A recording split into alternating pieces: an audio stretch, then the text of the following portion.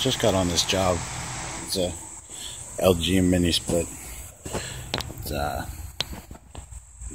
2 indoor heads for 1 outdoor unit. No cooling. I saw all this oil. I don't know if you guys can see in this light, but you can see the oil all around the unit. So I said, let me start looking for a leak out here. And lo and behold, I don't know if you can see right in there, that nice crack, the whole condenser coil just split.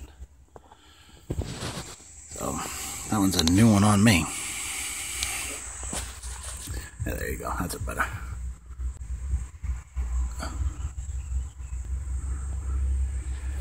So that's unfortunate. It's not that old of a unit.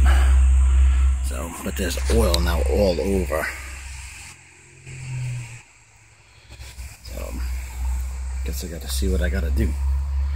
Whether it's a new unit or a new coil or what, but not gonna be fun. Keep you guys posted.